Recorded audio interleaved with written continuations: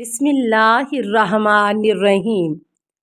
السلام علیکہ یا صاحب العصر والزمان۔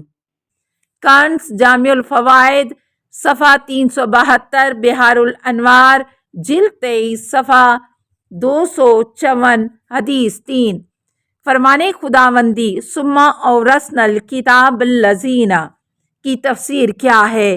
ابو بصیر کہتے ہیں کہ میں نے حضرت امام جعفر صادق علیہ السلام سے اس آیت شریفہ پھر ہم نے اس کتاب کا وارث ان افراد کو قرار دیا جنہیں اپنے بندوں میں سے چن لیا ہے، سورہ فاطر آیت 32 کے بارے میں سوال کیا تو امام علیہ السلام نے فرمایا تمہارا کیا کہنا ہے؟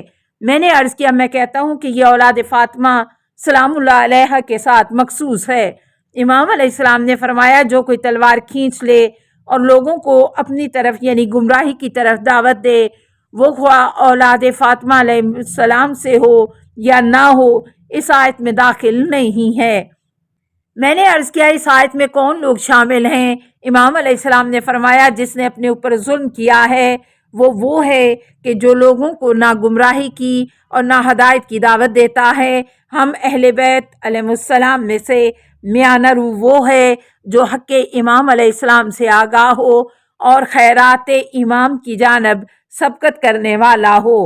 الاحتجاج الطبرسی صفحہ 204، بحار الانوار جلد 46 صفحہ 180، حدیث 41۔ فرمانے خداوندی ثم لتسألن یومئذ عن النعیم میں نعیم سے کیا مراد ہے؟ نمبر 1، عبداللہ بن نجی کہتے ہیں کہ میں نے حضرت امام جعفر صادق علیہ السلام کی خدمت میں عرض کیا خداوند کے فرمان تم سے اس دن نعمت کے بارے میں سوال کیا جائے گا، سورہ تکاثر آیت 8 کا معنی کیا ہے؟ امام علیہ السلام نے فرمایا نعیم ایسی نعمت ہے جو خداوند نے تمہیں ہماری ولایت اور محمد و آل محمد کی محبت عطا کی ہے۔ کنز الفوائد صفحہ 405، بحار الانوار جلد 24 صفحہ 56، حدیث 27۔ نمبر 2، حنان بن صدیر اپنے باپ سے روایت کرتے ہیں کہ انہوں نے کہا میں نے حضرت امام جعفر صادق علیہ السلام خدمت میں حاضر تھا، امام میرے لیے کھانا لائے، میں نے اس میں سے کھانا کھایا، وہ ایسا کھانا تھا کہ میں نے آج تک ایسا کھانا نہیں کھایا تھا۔ اس کے بعد امام علیہ السلام نے مجھے فرمایا اے صدیر تمہیں ہمارا کھانا کیسا لگا؟ میں نے عرض کیا اے فرزند رسول آپ علیہ السلام پر میرے ماں باپ قربان ہوں، میں نے اس جیسا کھانا آج تک نہیں کھایا اور گمان بھی نہیں ہے کہ آئندہ ایسا کھاؤں گا۔ اس کے بعد میری آنکھیں اشکوں سے پر ہو گئیں تو میں نے گریہ کیا۔ امام علیہ السلام نے فرمایا اے صدیر کس چیز نے تجھے رلایا ہے؟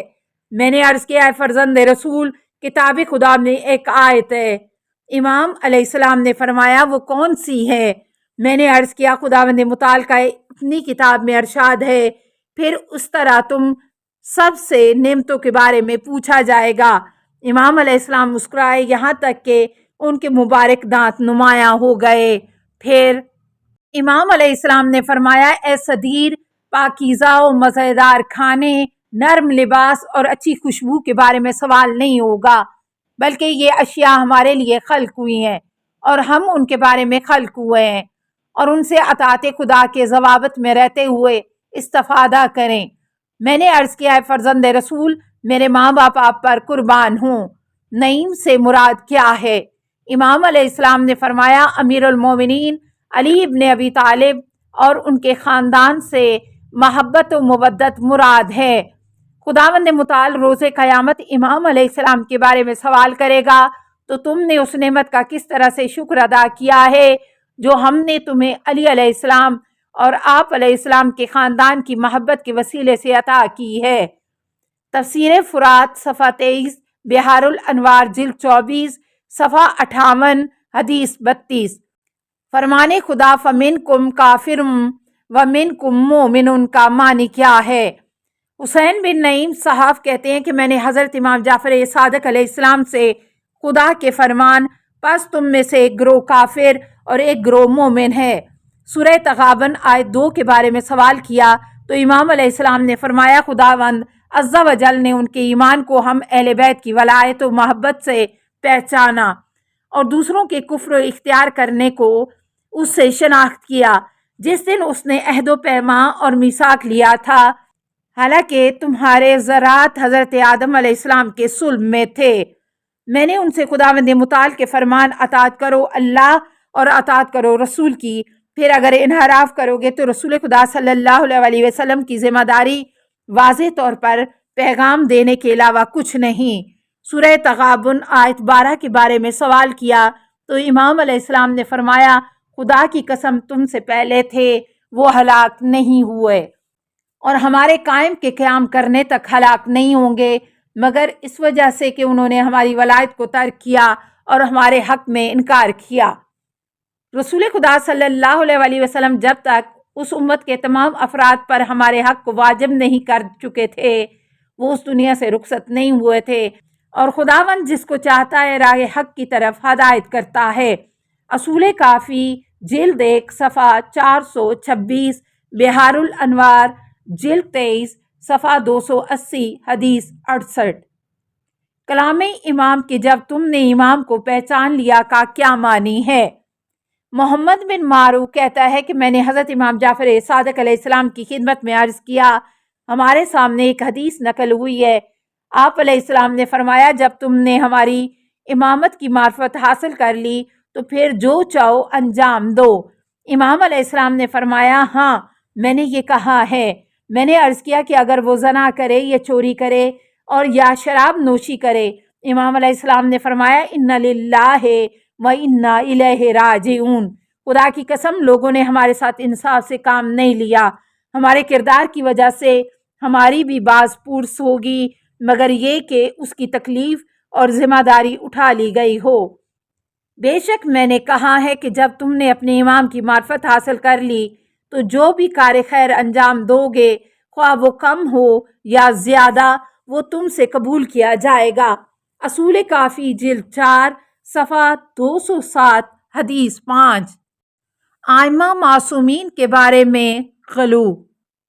کیا ائمہ علیہ السلام خدا یا پیغمبر ہیں؟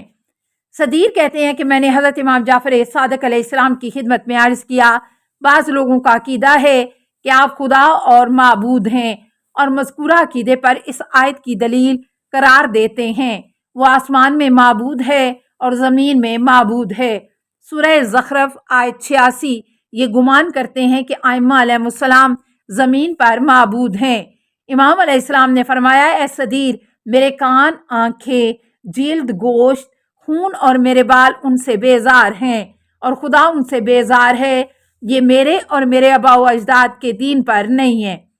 خداوند روز قیامت مجھے ان کے ساتھ اکٹھا نہ کرے سوائے اس کے کہ ان پر غضبناک ہو۔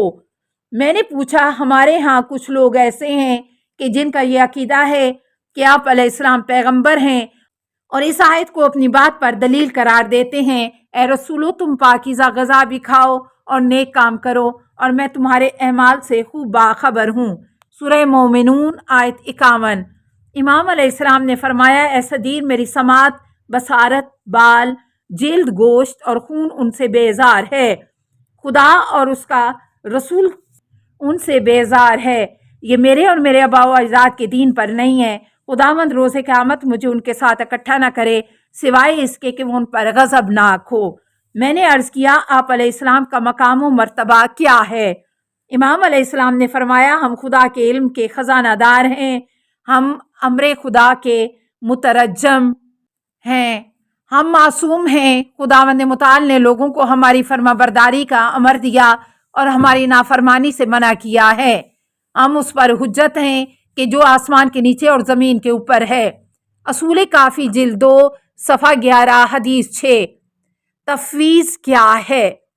زرارہ کہتے ہیں کہ میں نے حضرت امام جعفر صادق علیہ السلام کی خدمت میں عرض کیا، عبداللہ بن سبا کی اولاد میں سے ایک شخص تفویض کا قائل ہے۔ امام علیہ السلام نے فرمایا، تفویض کیا ہے؟ میں نے عرض کیا، خداوند متعال نے محمد و علی صلوات اللہ علیہما کو خلق کیا۔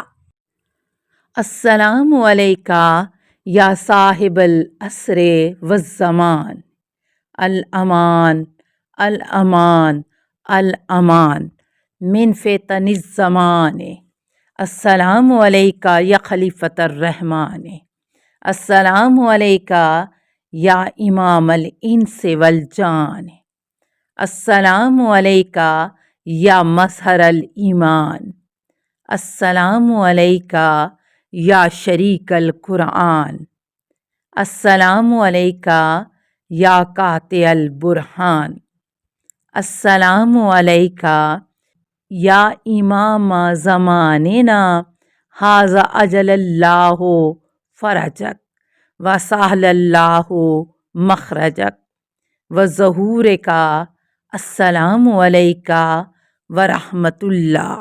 اللہم صلی علی محمد و آل محمد۔